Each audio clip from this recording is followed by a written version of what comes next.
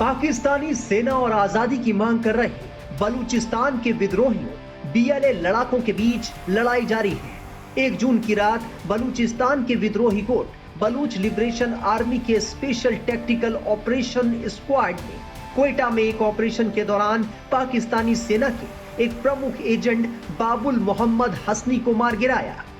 ये operation BLA की खुफिया शाखा जिराब की ओर से दी गई खुफिया जानकारी के आधार पर चलाया गया। बीएलए के लड़ाकों ने क्वेटा के बरूरी रोड पर पाकिस्तानी सेना के एजेंट मोहम्मद हसनी की गाड़ी को मैग्नेटिक आईईडी के जरिए निशाना बनाया। विस्फोट से मोहम्मद हसनी की मौके पर ही मौत हो गई।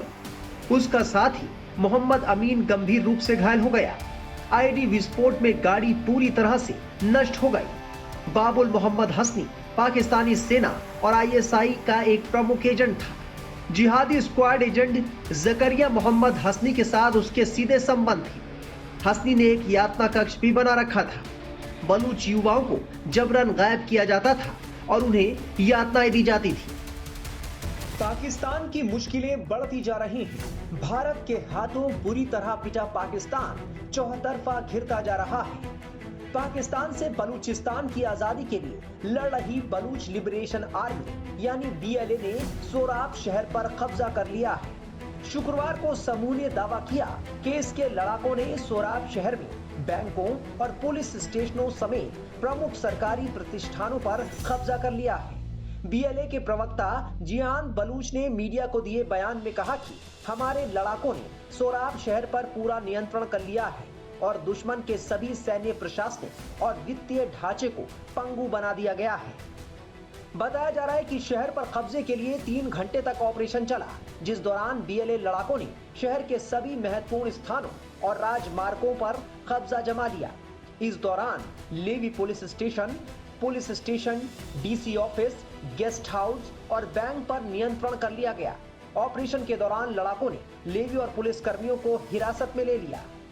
डीसी कार्यालय पर कब्जे के दौरान असिस्टेंट कमिश्नर हिदायतुल्लाह बुलेदी की मौत हो गई। बीएलए प्रवक्ता ने बताया कि बुलेदी ने हमला करने की कोशिश की, जिसके बाद उन्हें काबू करके कमरे में बंद कर दिया गया। दुर्भाग्य से कमरे में दम घुटने से उनकी मौत हो गई। खास बात यह है कि बलूच लड़ाकों का सोराब पर कब्जा उसी दिन हुआ जब पाकिस्तानी आर्मी चीफ आसिम मुनीर बलूचिस्तान की राजधानी क्वेटा में कमांड और स्टाफ कॉलेज के दौरे पर थे।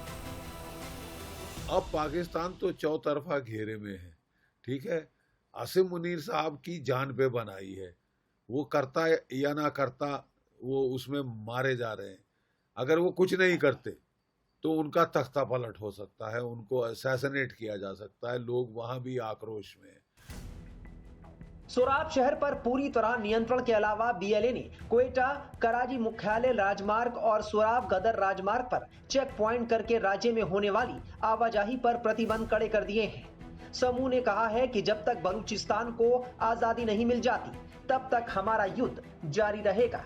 बता दें कि बीते कुछ सालों से बलूचिस्तान के बलूच लिबरेशन आर्मी ने पाकिस्तान की नाक में दम कर रखा है। दरअसल बलूचिस्तान पाकिस्तान से लगा हुआ एक अलग प्रांत है जो खुद को पाकिस्तान का हिस्सा नहीं मानता, मगर पाकिस्तान ने 1947 में जबरन इसका विलय करवा दिया था।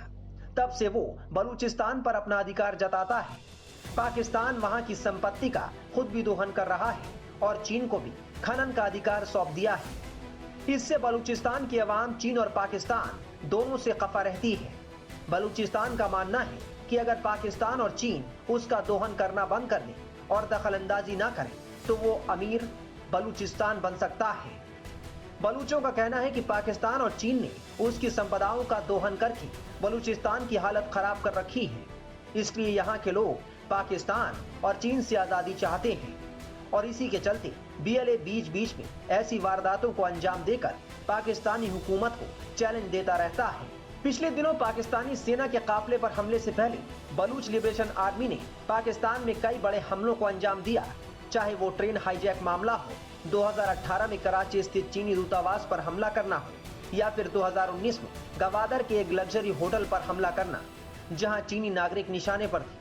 इसके अलावा बीएलए ने पाकिस्तानी सुरक्षा बलों पर कई बार घात लगाकर हमले किए हैं। इतना ही नहीं, ये संगठन सरकारी संपत्तियों को भी नुकसान पहुंचाता है। बता दें कि 2019 में अमेरिकी विदेश विभाग ने बीएलए को अपनी विदेशी आतंकवादी संगठन की सूची में शामिल किया था। बलूच लिबरेशन आर्मी को पाकिस्तान, यूके और अमेरिका ने आतंकी संगठन घोषित किया है।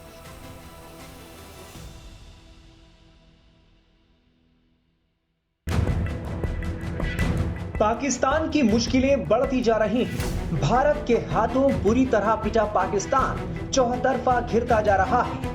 पाकिस्तान से बलूचिस्तान की आजादी के लिए लड़ रही बलूच लिबरेशन आर्मी यानी बीएलए ने सोराब शहर पर कब्जा कर लिया है। शुक्रवार को समूह ने दावा किया कि इसके लड़ाकों ने सोराब शहर में बैंकों और पुलिस स्टेशनों समेत प्रमुख सरकारी प्रतिष्ठानों पर कब्जा कर लिया है। बीएलए के प्रवक्ता जियान बलूच ने मीडिया को दिए बयान में कहा कि हमारे लड़ाकों ने सोराब शहर पर पूरा नियंत्रण कर लिया है और दुश्मन के सभी सैन्य प्रशासनिक और वित्तीय ढांचे को पंगु बना दिया गया है। बताया जा रहा है कि शहर पर कब्जे के लिए 3 घंटे तक ऑपरेशन चला, जिस दौरान बीएलए लड़ाकों ने शहर के सभी महत्वपूर्ण स्थानों और राजमार्गों पर कब्जा जमा लिया। इस दौरान levy police station, DC office, guest house और बैंक पर नियंत्रण कर लिया गया। ऑपरेशन के दौरान लड़ाकों ने लेवी और पुलिस कर्मियों को हिरासत में ले लिया। डीसी कार्यालय पर कब्जे के दौरान असिस्टेंट कमिश्नर हिदायतुल्लाह बुलेदी की मौत हो गई। बीएलए प्रवक्ता ने बताया कि बुलेदी ने हमला करने की कोशिश की, जिसके बाद उन्हें काबू करके कमरे में बंद कर दिया गया। दुर्भाग्य से कमरे में दम घुटने से उनकी मौत हो गई। खास बात यह है कि बलूच लड़ाकों का सोराब पर कब्जा उसी दिन हुआ जब पाकिस्तानी आर्मी चीफ आसिम मुनीर बलूचिस्तान की राजधानी क्वेटा में कमांड और स्टाफ कॉलेज के दौरे पर थे। अब पाकिस्तान तो चौतरफा घेरे में है, ठीक है। आसिम मुनीर साहब की जान पे बनाई है, वो करता है या ना करता, वो उसमें मारे जा रहे हैं। अगर वो कुछ नहीं करते तो उनका तख्ता पलट हो सकता है, उनको असैसिनेट किया जा सकता है। लोग वहां भी आक्रोश में हैं। सोराब शहर पर पूरी तरह नियंत्रण के अलावा बीएलए ने क्वेटा कराची मुख्यालय राजमार्ग और सोराब गदर राजमार्ग पर चेक पॉइंट करके राज्य में होने वाली आवाजाही पर प्रतिबंध कड़े कर दिए हैं। समूह ने कहा है कि जब तक बलूचिस्तान को आजादी नहीं मिल जाती तब तक हमारा युद्ध जारी रहेगा। बता दें कि बीते कुछ सालों से बलूचिस्तान के बलूच लिबरेशन आर्मी ने पाकिस्तान की नाक में दम कर रखा है। दरअसल बलूचिस्तान पाकिस्तान से लगा हुआ एक अलग प्रांत है जो खुद को पाकिस्तान का हिस्सा नहीं मानता, मगर पाकिस्तान ने 1947 में जबरन इसका विलय करवा दिया था। तब से वो बलूचिस्तान पर अपना अधिकार जताता है। पाकिस्तान वहां की संपत्ति का खुद भी दोहन कर रहा है और चीन को भी खनन का अधिकार सौंप दिया है। इससे बलूचिस्तान की आवाम चीन और पाकिस्तान दोनों से खफा रहती है। बलूचिस्तान का मानना है कि अगर पाकिस्तान और चीन उसका दोहन करना बंद कर दे और दखलंदाजी ना करें तो वो अमीर बलूचिस्तान बन सकता है। बलूचों का कहना है कि पाकिस्तान और चीन ने उसकी संपदाओं का दोहन करके बलूचिस्तान की हालत खराब कर रखी है। इसलिए यहाँ के लोग पाकिस्तान और चीन से आजादी चाहते हैं और इसी के चलते बीएलए बीच बीच में ऐसी वारदातों को अंजाम देकर पाकिस्तानी हुकूमत को चैलेंज देता रहता है। पिछले दिनों पाकिस्तानी सेना के काफिले पर हमले से पहले बलूच लिबरेशन आर्मी ने पाकिस्तान में कई बड़े हमलों को अंजाम दिया, चाहे वो ट्रेन हाईजैक मामला हो, 2018 में कराची स्थित चीनी दूतावास पर हमला करना हो, या फिर 2019 में गवादर के एक लग्जरी होटल पर हमला करना जहां चीनी नागरिक निशाने पर थे। इसके अलावा बीएलए ने पाकिस्तानी सुरक्षा बलों पर कई बार घात लगाकर हमले किए हैं। इतना ही नहीं, ये संगठन सरकारी संपत्तियों को भी नुकसान पहुंचाता है।